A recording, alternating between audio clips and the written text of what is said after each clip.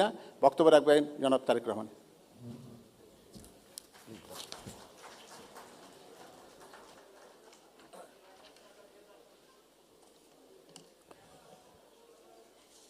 বিসমিল্লাহির রহমানির রহিম।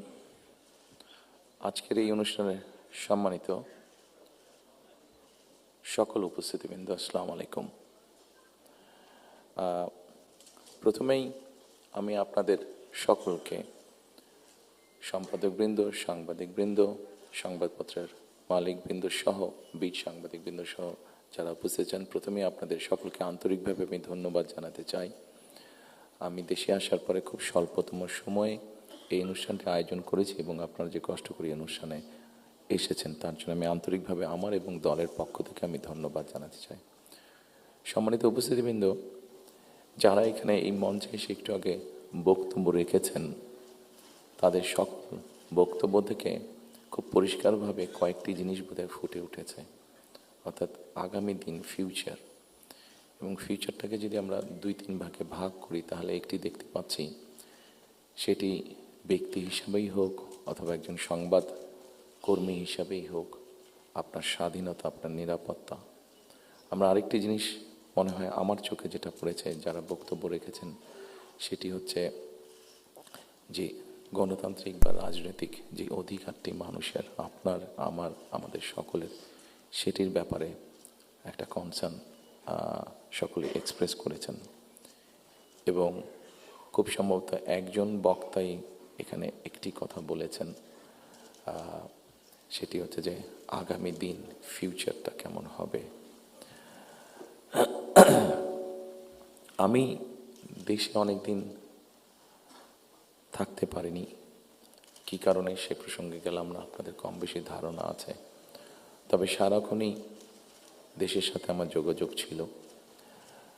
দেশের মানুষের সাথে কী হয়েছে, এখানে মাহমুদুর রহমান সাহেব বলেছেন একটি উদাহরণ দিয়ে, ওনার প্রতি পূর্ণ সম্মান রেখে আমি বলতে চাইছি, ওনার সাথে ওনার রক্তমাখা ছবি এখনও আমার চোখের সামনে ভাসে। কাজেই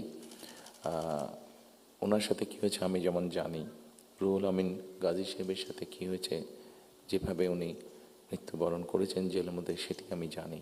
এবং সবচেয়ে বড় বিষয় হচ্ছে আমার 60 লক্ষ নেতাকর্মী, এবং তার থেকে আরেকটি হৃদয় বিদারক আমার জন্য হচ্ছে, সেটি হচ্ছে আমার মায়ের সাথে কি হয়েছে। কাজে এই ঘটনাগুলো যদি আমরা সকলে সবগুলোকে এক করি, তাহলে যারা দেশে ছিলেন আপনারা, তারা অবশ্যই আমার থেকে একটু বেটার ভালো জানবেন। তবে আমি একদম যে জানি না বোধহয় বিষয়টি তা নয়, আমার একটি ধারণা আছে। সম্মানিত উপস্থিতিবৃন্দ, যে কথাগুলো প্রায় সকলেই বলে গিয়েছেন, এই কথাগুলো যদি আমরা আলোচনা করাই যাবে অনেকক্ষণ ধরে। আপনারা আপনাদের মূল্যবান সময় ব্যয় করে এখানে এসেছেন। আমি এই কথাগুলোর মধ্যে থেকে একটু সরে এসে কিছু কথা বলতে চাই। আমাদের সমস্যা ছিল, আমাদের সমস্যা আছে। অবশ্যই আমরা 5ই আগস্টের আগে ফিরে যেতে চাই না।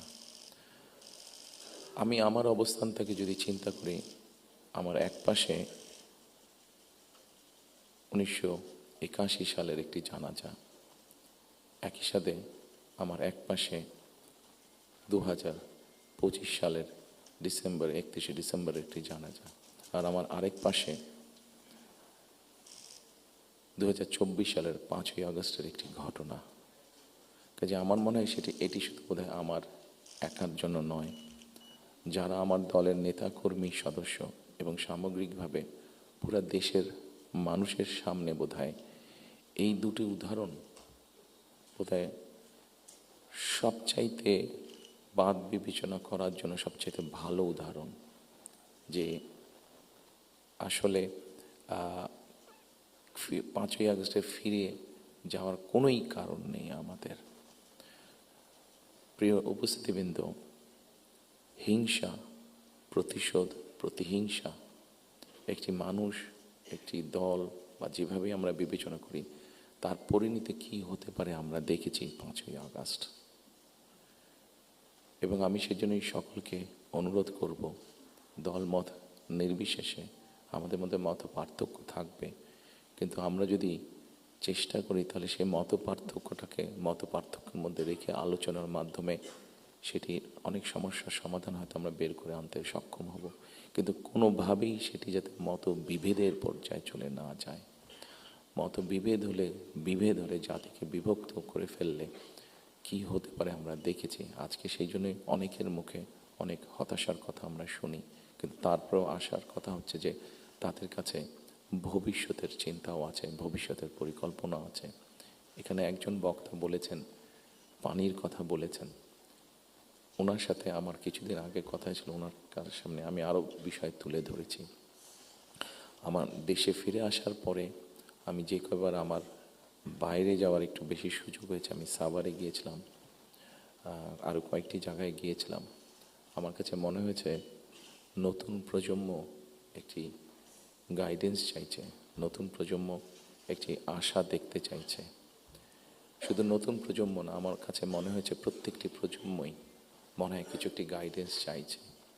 আমরা যারা রাজনীতিবিদ করি আমাদের কাছে হয়তো অনেক প্রত্যাশা, সকল প্রত্যাশা হয়তো বা পূরণ করা সম্ভব নয়, কিন্তু আমরা রাজনীতিবিদরা যদি 1971 সাল, 1990 সাল, 2004-এর 24 সালের 5ই আগস্ট এই সবগুলোকে আমাদের সামনে রেখে আমরা যদি দেশের স্বাধীনতা, দেশের সার্বভৌমত্বের জন্য কাজ করি, তাহলে নিশ্চয়ই আমার কাছে মনে হয় একজন রাজনৈতিক কর্মী হিসাবে আমি দৃঢ়ভাবে বিশ্বাস করি আমরা জাতিকে একটি সঠিক ডাইরেকশনে নিয়ে যেতে সক্ষম হব। আমি জানি না এটা কতটুকু রিলেটেড, একটি ছোট্ট ঘটনা আপনাদের সামনে তুলে ধরতে চাই। আমাকে চিকিৎসার জন্য এই দেশ থেকে 2008 সালে চলে যেতে হয়েছিল যুক্তরাজ্যে। 2008 সালে যাওয়ার পরে 2010 সালে সেখানে প্রথম একটি নির্বাচন আমি দেখেছিলাম। তো যেহেতু সেটি নির্বাচন ছিল, স্বাভাবিকভাবে রাজনৈতিক কর্মী হিসাবে আমার একটি ইন্টারেস্ট ছিল। টিভির সামনে বসে আমি ডিবেট দেখছিলাম। সেখানে দুজন নেতার মধ্যে, দুটি মেইন দলের নেতার মধ্যে, লেবার এবং কনজারভেটিভ, অনেক দিন ধরে লেবার ছিল, 2010 সালে নির্বাচনে কনজারভেটিভ আসে। তো দুই দলের দুই নেতার মধ্যে একটি আলোচনা হচ্ছিল। খুব দুঃখজনক হলো, বাংলাদেশ বাদই দিলাম, শুধু ঢাকা শহরের মধ্যেই কোনো অ্যাম্বুলেন্স সার্ভিস নেই। গত 54-55 বছরে আমরা মানুষের চিকিৎসা সেবার জন্য অ্যাম্বুলেন্স সার্ভিস গড়ে তুলতে সক্ষম হইনি। এটি খুবই দুঃখজনক ব্যাপার। তো এই অ্যাম্বুলেন্স সার্ভিস নিয়ে দুই নেতার মধ্যে তখন কথা হচ্ছিল। খুব সম্ভবত তখন, যতটুকু আমার মনে আছে, তখন এমার্জেন্সির জন্য অ্যাম্বুলেন্স সার্ভিস কল করলে 20 মিনিটের মতন সময় লাগতো আসতে অ্যাম্বুলেন্সের।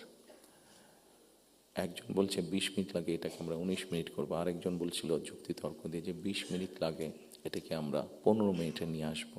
অর্থাৎ একজন 1 মিনিট কমাচ্ছে, একজন 5 মিনিট কমাচ্ছে। এই কাজটি তারা তাদের জনগণের জন্যই করতে চাইছে। আমার মনে হয় এখানে যেটা একটু আগে মাহফুজ আলম সাহেব যে পানির কথাটি বললেন, খুব সঠিকভাবে বলেছেন।